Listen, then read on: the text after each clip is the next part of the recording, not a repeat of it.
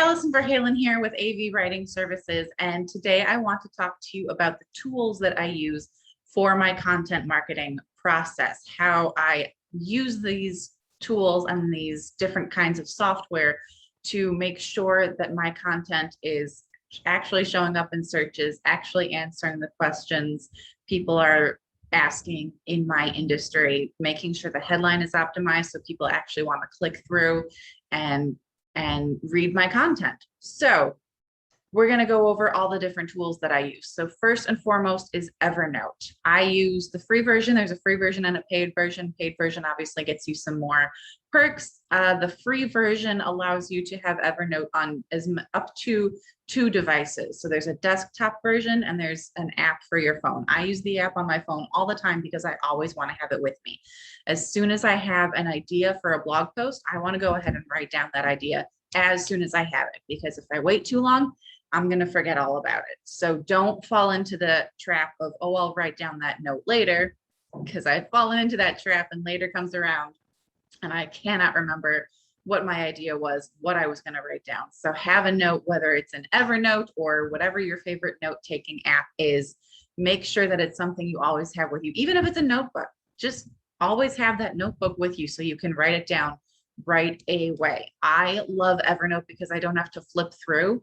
I have a whole bunch of different notebooks in Evernote and then different notes within each of those notebooks. So if I want to, I can go, for example, to my writing notebook and find my note on blog post topic ideas, which has all of the blog post topic ideas I have had that I have not yet written about or researched and dismissed as not worth writing about. So the other thing I love about Evernote is that it always gives me the notes. As soon as I open up the app, all the notes that I use most frequently pop up right away. So I don't have to search for my blog post idea notes because it's already there, because I use it all the time. So that's great. But if it's a note that I haven't used in a while, because again, I do have a ton of notes in Evernote, there's a search function. You can go to the top and there's a little search bar and you just put in whatever it is you're looking for. And whether that keyword is in the title of the note or somewhere in the body of the note, it doesn't matter. It will still bring up all of the notes that are relevant to that search term. It is so convenient and so easy to use. You don't have to flip through pages. If you're using a physical notebook, you don't have to flip through documents trying to find where this note is, what you saved it under. You get to search for it and there it is. And it's awesome and I love it. So that is my first tip, is whatever your preferred note-taking method is, make sure that it's something you always have with you, so that, because you never know where inspiration is going to strike. So make sure that it's something on you so that you can grab that inspiration right away, because we always have those times where we feel just drained, right? We have no ideas left. We don't know what to write about. And having that bank of ideas is awesome, because you can go back to that and start searching through and see what is viable. So that's my one method for, again, just plain old inspiration for coming up with blog post topic ideas. If I don't have anything in that note, or if I'm just not feeling any of it, if I want to look for something a little more specific to get ideas, I will go to my favorite software called Answer the Public. And I'm going to go ahead and share my screen and show you guys what it looks like, because I think it's awesome. So Answer the Public, you put in whatever search term you're looking for. So my topic, I put in blogging, because blogging is my main service that I offer, and I blog about it a lot. So you put in whatever your search term is, and Answer the Public will generate all of the most commonly asked questions around that particular topic. So you've got blogging here and you've got all these different questions, and it's very pretty, not very legible. So you go up here to data and click that, and now you can actually read all these questions. And obviously there are tons, and they are divided by are and can and how and where and when, what, and all that good stuff. So you can just scroll through all of these things. And then you have blogging by prepositions. And again, you can hit data and look through all of those. So this is great. But again, we want to make sure that any thing that we choose actually has a good, again, people are searching for it and there's not too much competition out there for it. So the way that we check is with our favorite keyword research tool. My favorite is SERPstat. That's the one that I use. A, it's very reasonably priced, and B, it's when I was doing my research and comparing and contrasting different tools, I found SERPstat was the one that actually provided the most accurate data. So that's the one that I use. So let's say for blogging for beginners is a great topic. Maybe I will actually write about this. So we go over to our keyword research tool. And we just put in blogging for beginners.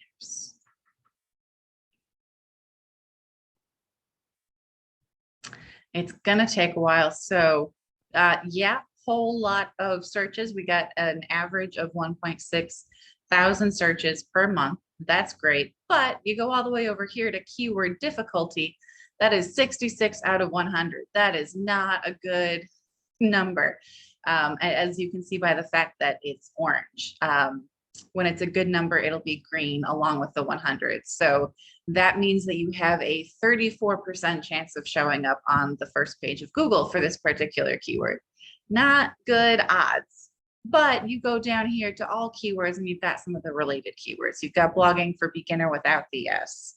How to make money blogging for beginners. Let's check that out, see if that's any better. So the volume is lower, but so is the keyword difficulty. 33 is, that's yellow, so it's not great. I would like for it to be below 30, but that still gives you, 67% chance of showing up on the first page of Google for that particular keyword. So that's decent. So you'll find that a lot with the longer tail keywords where the volume is lower, but it's also easier to rank for that particular keyword. And then play around with it. There's so much data here. You can see this is the keyword trend over time. So we have a lot of searches for it a while back, and it looks like it was dead for a while. And then it kind of had a resurgence. And then competitors in organic search. So these are all the people who are showing up on the first few pages of Google for this particular keyword. You've got Dollar Sprout and The Balance and Blogging Basics 101. That makes sense. So you can go through all of these and get an idea. But I want to make sure that you understand that SERPstat, and this is true for most SEO tools, it's not just a keyword research tool. Over here, you've got your website analysis. You can analyze the domain, the URL. You've got your backlink analysis. I've mentioned before the fact that backlinks can be a great way to get your SEO rankings improved. You can show up higher in searches if the right people are linking back to your website. Google assumes that like hangs out with like. So if high quality websites with great content that are answering people's questions and are showing up in searches, if those sites are linking back to your site, that's great. That's going to help improve your SEO. But if they're not great sites that Google does not like and Google does not trust, that can actually hurt your SEO. So you can use this tool to analyze the backlinks that are coming back to your website and make sure that none of them are hurting your search rankings. You've got your rank tracker, your batch analysis. Your site audit is great for, again, you got to go through your website every once in a while and make sure that it's doing what it's supposed to be doing. Make sure you don't have any broken links. Make sure everything is still relevant. Make sure everything is showing up like it's supposed to. Make sure it's not taking too long to load. This is what your site audit is going to help you with. So you can do that right here in SERPstat. You don't have to use another tool for it. Yeah, I use the website analysis all the time for competition. I want to see how my competition is doing. Any potential new clients, I want to look at their website and see how they're doing. Because if they're not doing great, then I can bring that to them and explain to them how I can help them improve. So do your keyword research. Write the blog post. I always write it directly into my website. I use WordPress, so that's how I work. I know some people are different. Some people write it in a Google Doc or a Word document first, and then it goes onto their website, however you're comfortable with. There's really no trick I use in the writing process or no special tool that I use, but I am going to use Canva to include images. And you can see here some of the images that I have used in my blog post, topic clusters I was writing about not too long ago. So I think that image ended up being my my main image for that particular blog post. So again, Canva has a free option. Canva has a paid option. You can also pay piecemeal if you're searching for a particular item and there are certain elements that you got to pay for. Sometimes it's only $1 or $2 for that particular element. You can just pay for those few elements instead of paying for the subscription, or you can pay for the subscription and then pretty much anything in here is free. So this is what I use to create images for my blog. Canva also has a brand kit, which is super cool. You can make sure that your font is in there, your logo colors are in there, so that every piece of content you create is in line with your brand. You can keep your designs, you can create templates, you can save templates, so that, again, if you want every image for your blog post to look the same, make sure it's branded, make sure it all has the same 3 elements or whatever it is you want it to have that consistency. You can create a template and save that template and just go straight to that template every time you're creating a blog post, and optimize it, customize it for that particular blog post, and then you're ready to go. You have a whole new design and it only took you a few minutes. I find Canva super intuitive and easy to use. And again, there's a desktop version, there's an app on my phone. I've used both. So that's what I use. I find it awesome. Canva, and then your headline analyzer. Before you publish anything, you want to make sure the headline is optimized. So I use the Headline Studio by CoSchedule.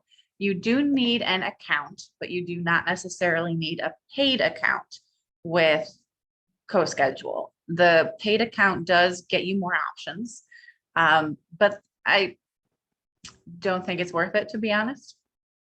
So we're going to look at, I'm just going to go back to one of my old. So this actually keeps track. Oh, see, unlock your full history. I can't unlock my full history unless I upgrade, which I'm not going to do.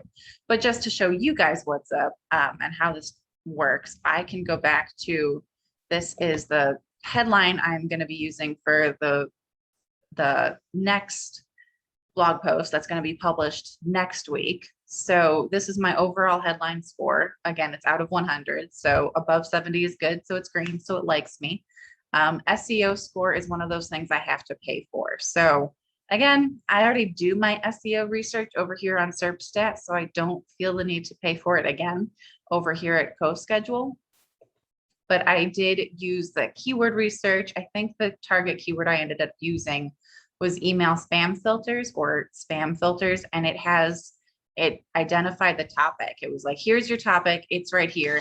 That is great. I have sometimes had headlines where I put in and it thinks the topic is over here or over here.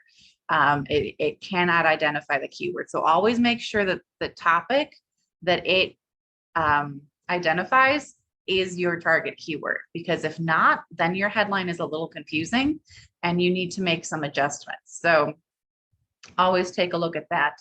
Ideally, this is your skimmability, right? So people tend to look at the first 3 words and the last 3 words of any given headline, especially the first 2 or the first 3 words. So if you can, make sure your target keyword is somewhere in there.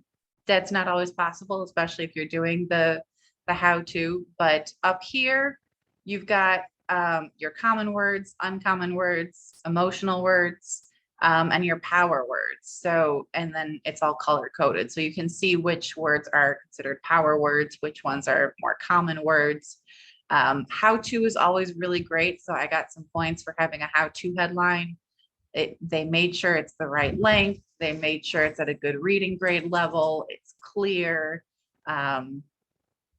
So these are all the things that you can look through. And then it's going to show you some of the things you can improve. And yeah, it could be improved, but I'm pretty happy with a 71 overall score. So I'm going with it. So then I'm ready to go ahead and publish, and I distribute using MailChimp is my newsletter service that I use. I'm not going to show you that because there's not a whole lot to show.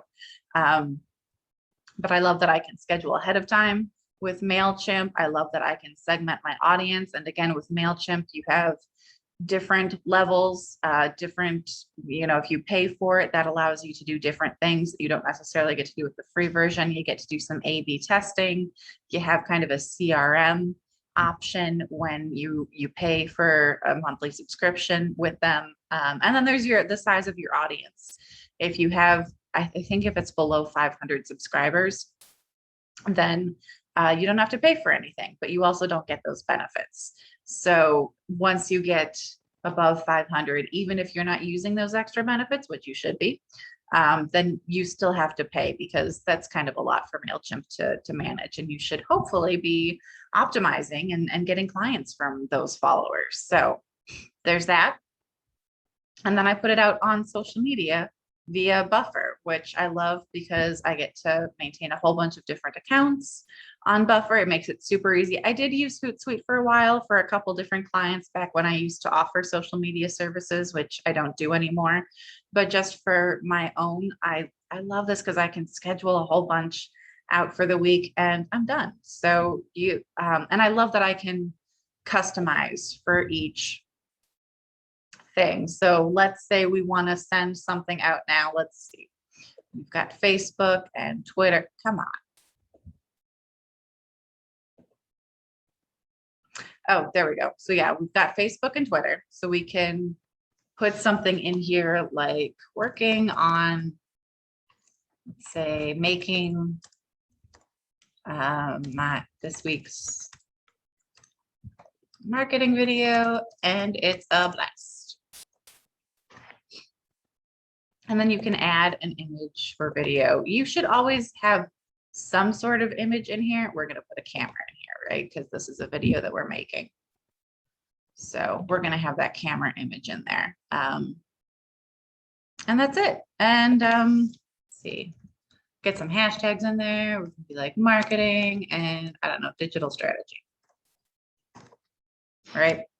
And then you can click here, you customize for each network. You've got Twitter is here and Facebook is down here. I think the biggest benefit to separating it like this is that when I use a link with Facebook, I can delete the actual link and just have that image that people are going to click on to click through to the link. With Twitter, I need to maintain that link because that link preview is not going to work as something they can click on to click through. So we can add to queue, we can schedule it, or we can just, I'm just going to share it now. Scheduling is pretty cool. So yeah, so that's how I promote my content. And that is pretty much it. Those are all of the tools that I use to optimize my content. If you have any other questions, you can feel free to reach out to me. I have more tips like this on my website at avwritingservices.com. You can always reach me personally at info@avwritingservices.com. That's it. Those are all my tips for this week. Those are the tools that I use. If you have other tools you think I should know about, if you have any questions on any of these tools, feel free to let me know, and I will catch you all next week. Have a great week and happy blogging.